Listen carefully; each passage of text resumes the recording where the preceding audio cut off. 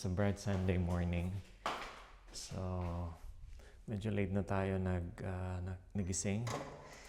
And yung kahapon, it's a good opportunity for us na may mga na-meet kaming Filipino community. So, nag-attend kami ng the Feast Perth. So, it's the same community with Bo Sanchez in Manila. So, merong mga Filipinos din dito na nag-put up ng the Feast Perth. So, it's relatively a small community.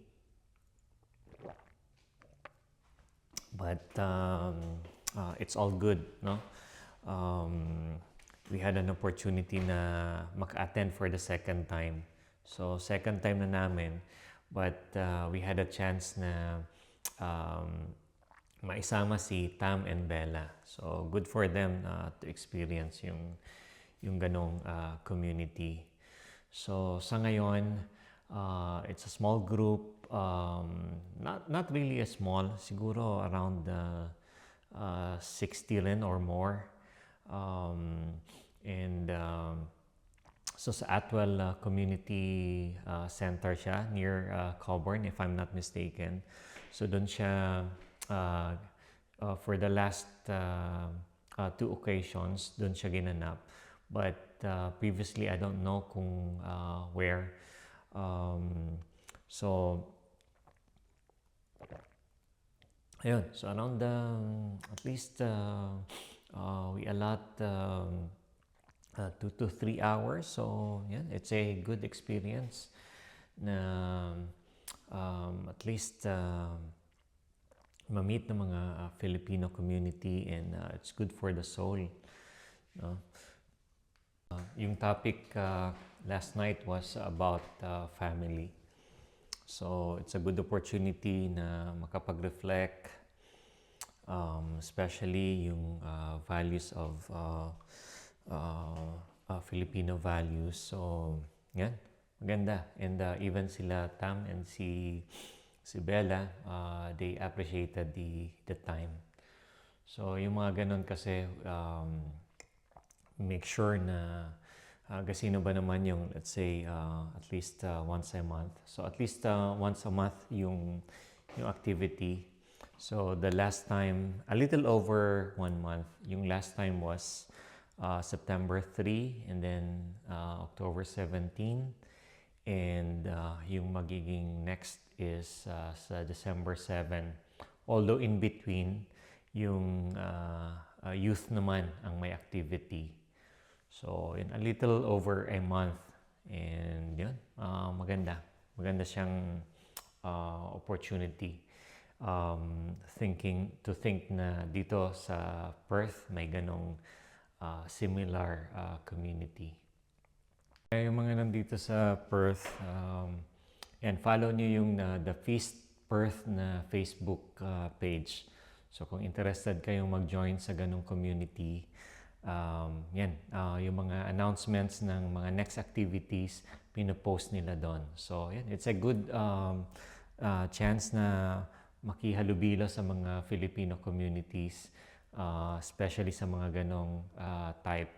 So, yun, I think, again, yung next activity will be December 7th. So, parang, sa park siya gaganapin. So, follow nyo yun, guys.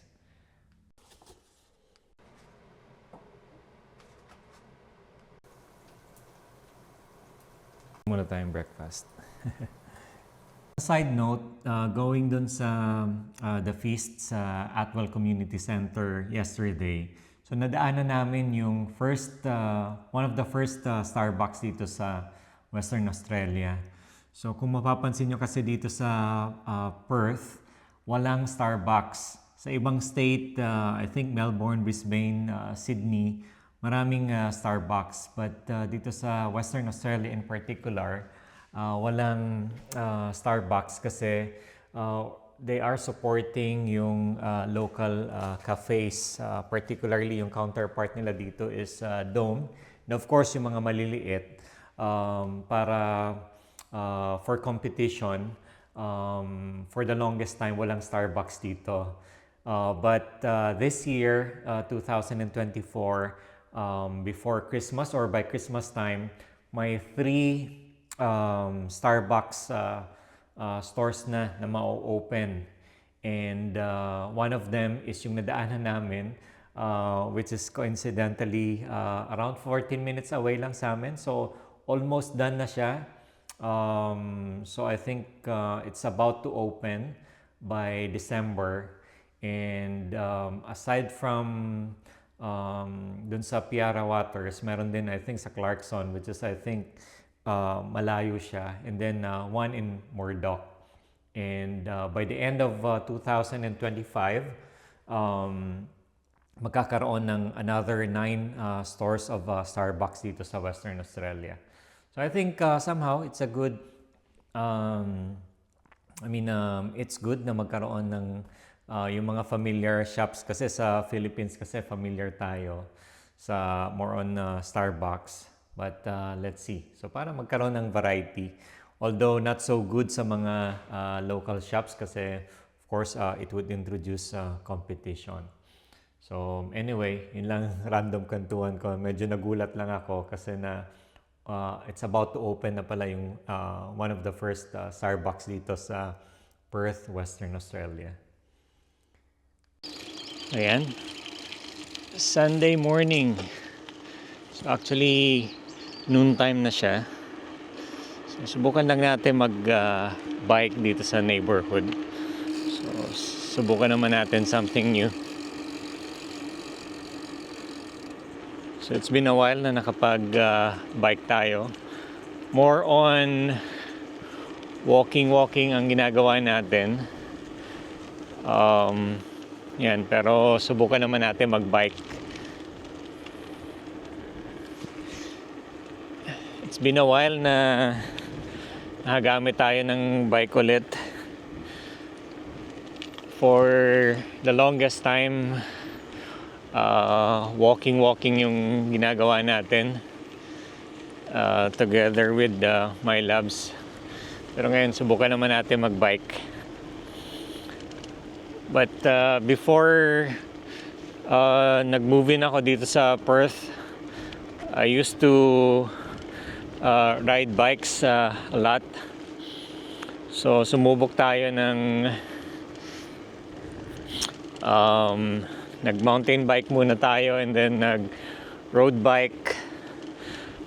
But for after quite some time, medyo tumatanda na kasi nahirapan ako sa road bike and then bumalik ako ng MTB. Yun ang kagandahan dito sa Perth, especially during spring season. Maganda yung weather. Di malamig, di masyadong mainit.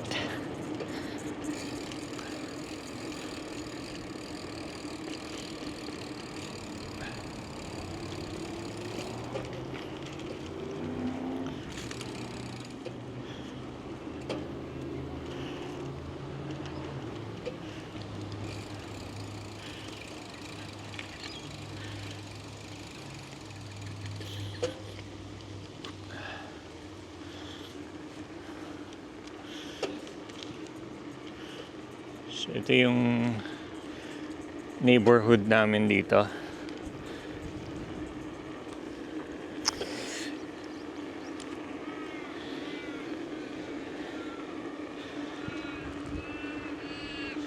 Hopefully maging routine ko yung ganito.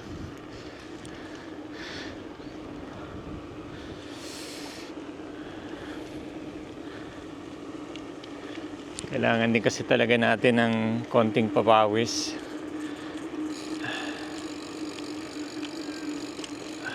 Especially na we work from home. 8 hours a day na nasa desk lang. So, kailangan natin ng movement.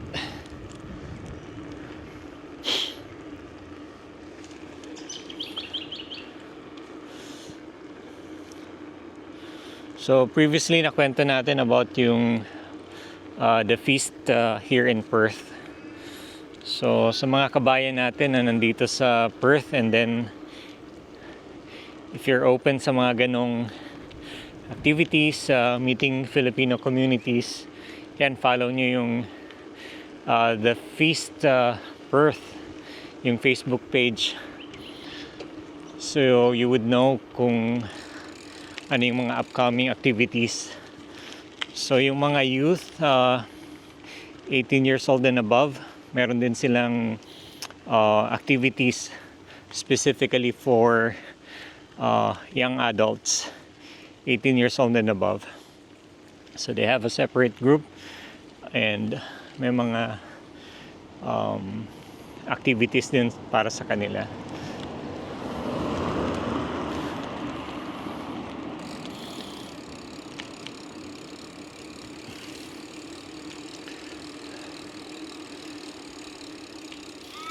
Ikot lang tayo. Subukan naman natin dito sa isang area na to.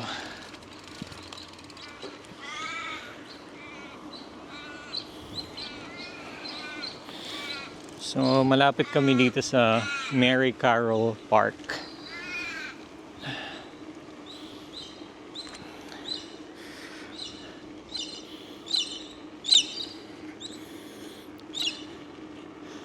So around 20 degrees. Medyo trick na yung araw pero carry naman.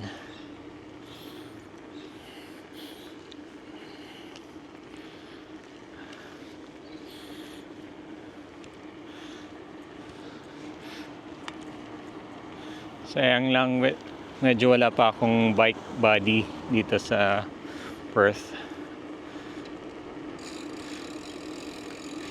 Pero I think maraming mga Filipinos na mahilig sa mga outdoor activities like cycling. Kaya lang wala pa tayong nami-meet na Filipino na pwede makasama natin sa bike.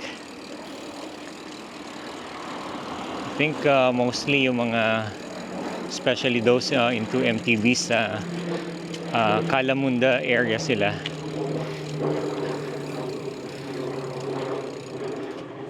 Especially those na mahilig sa mga suspension bikes. Kaya lang medyo hindi na tayo mahilig sa mga suspension na MTB.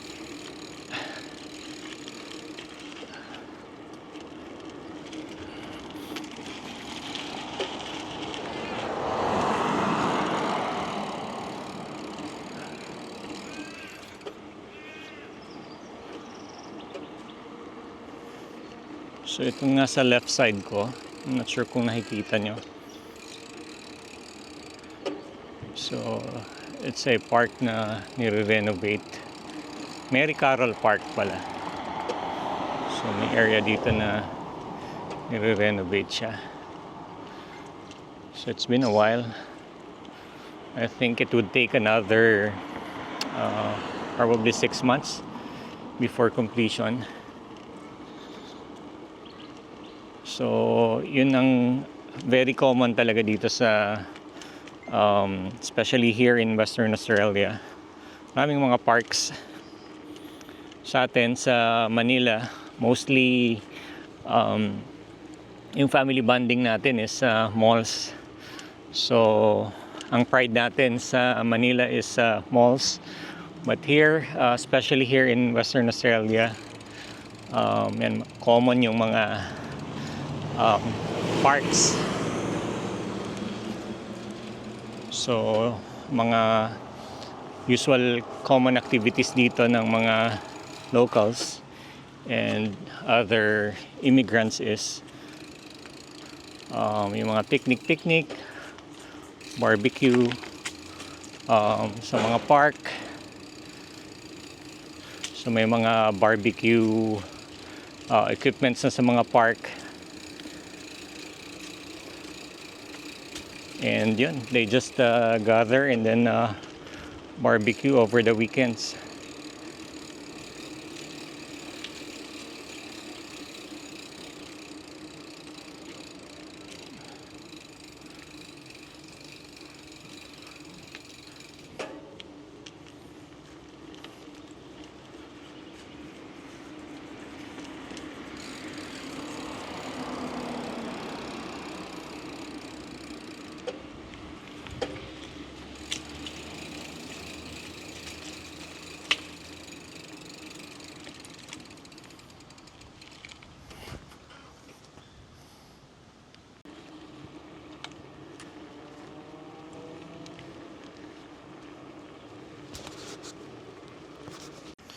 So yearly, merong curve collection dito.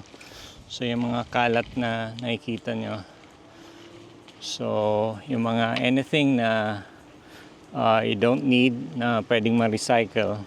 So kinokollect yan ng city government on a yearly basis. Dito sa area namin around October every year. So kinokollect yan. So you just have to dispose it outside, and then may certain schedule, and yung mga iba na let's say pwede nyo pang magamit, pwede nyo i-collect yon for your own use. Otherwise, i-collect na siya ng city government or ng civic center for recycling. So, yun ang proper waste management dito sa Australia. I think meron din naman sa Manila. But hopefully, maging mas organized, similar to what we have here.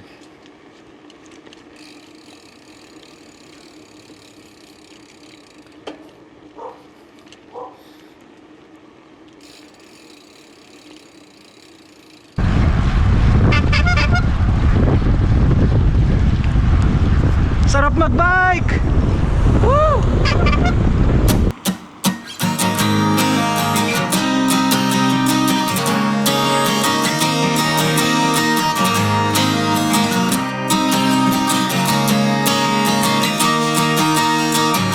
Tara na't sumama sa'kin, tayo'y maglakbay. Kunin ang bisikleta at sa'kin sumabay. Ang kalsada at kabundukan ay naghihintay. Araw ay nakangiti na at kumakaway. Kasama man ang mga tropa o kahit solo, kayang-kaya, wag nang magpatumpi. There are better suburbs, of course, dito sa Australia. So yung suburbs ko is not the nicest one in terms of impression. But yan, wala naman tayong complaints. So when I was scouting for a place, cheaper yung price, and it's just about 18 to 19 kilometers away from Perth Airport. So I don't have any complaints. Of course, merong mas better suburbs, mas safe. Pero so far, so good. I don't have any complaints. For the price range na nakuha natin yung place, ano naman siya, worth it.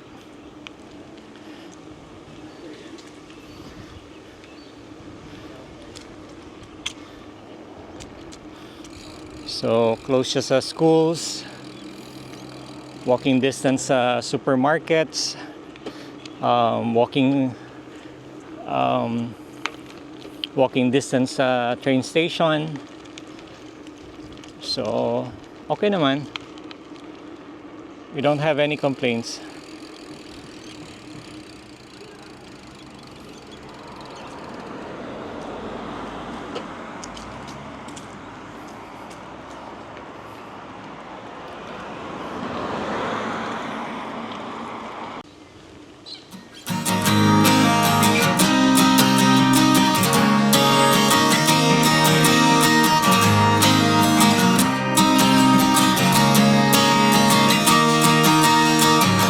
Tara na't sumama sa'kin, tayo'y maglakbay.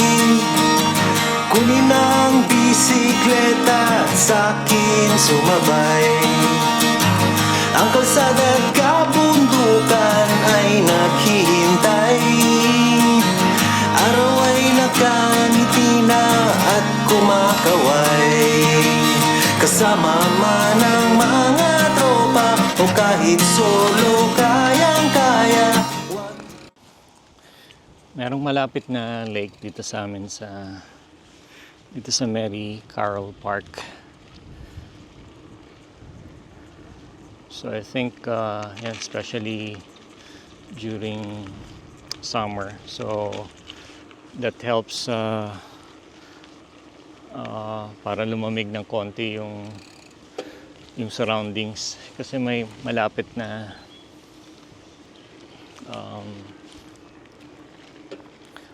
lake sa amin.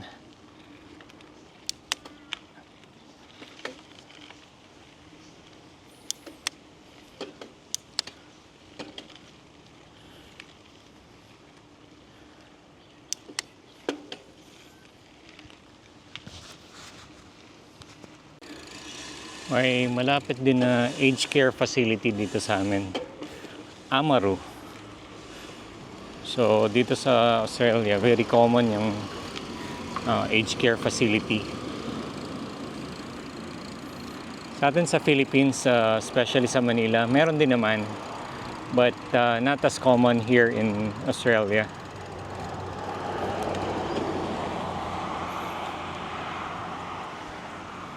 Patumpik-tumpik pa,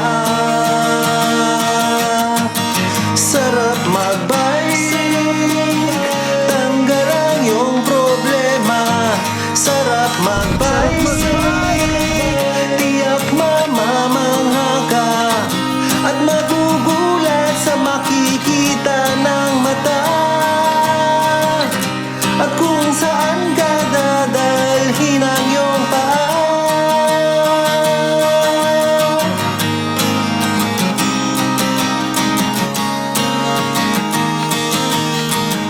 Masarap sa una, lalo't pag tumatagal.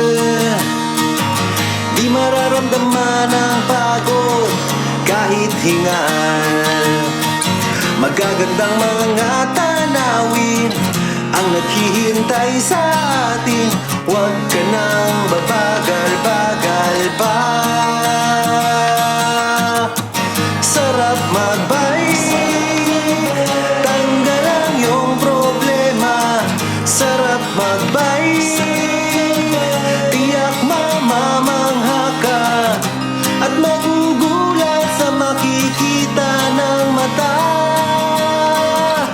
At kung saan ka dadalhin ang iyong paa.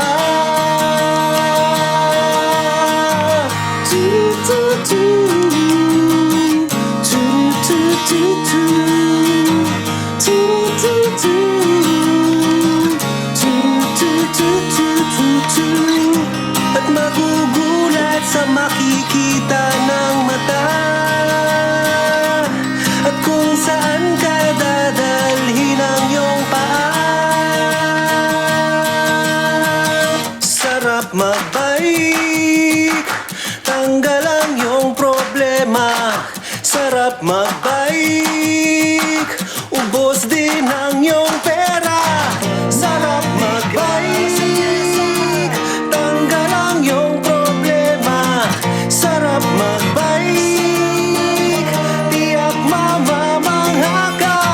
Sarap magbike, tanggal ang iyong problema. Ang sarap magbike,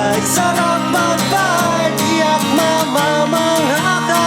Ang sarap, sarap, sarap, sarap, sarap, sarap, sarap magbike. Sarap, sarap, sarap, sarap, sarap, sarap, sarap magbike.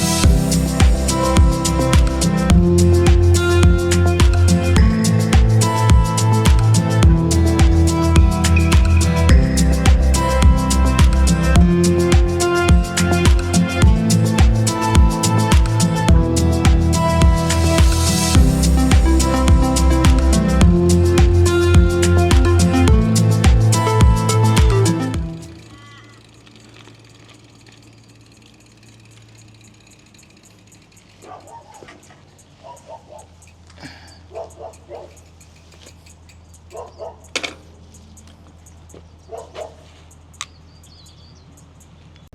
nautusan tayo ni My Loves bumili ng garlic and lemon sa supermarket. Actually, nag-groceries na kami kagabi kaya lang nakalimutan namin for some reason. Wala na palang garlic and lemon. Malapit lang yung supermarket, walking distance, pwede rin mag-bike. Pero natamad lang tayo kaya nagsasakyan na lang and tirik din kasi yung araw. So nakakasunog ng skin yung ganitong weather. Medyo malamig pero harsh yung sunlight. So yan, konting kembot lang. Nandito na tayo sa actually dito may groceries na rin dito sa left side ko. Pero doon tayo sa Coles supermarket.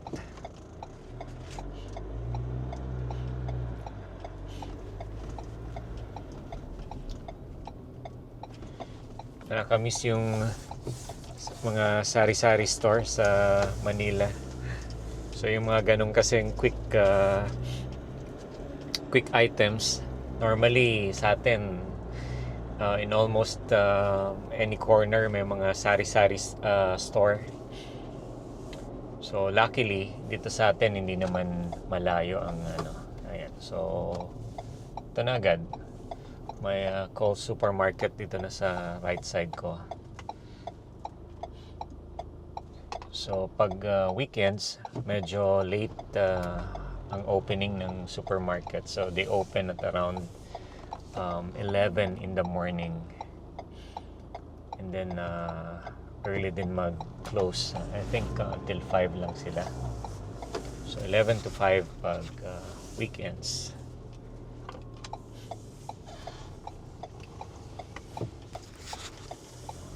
So ito na yung Coles supermarket. Very near lang sa area ko.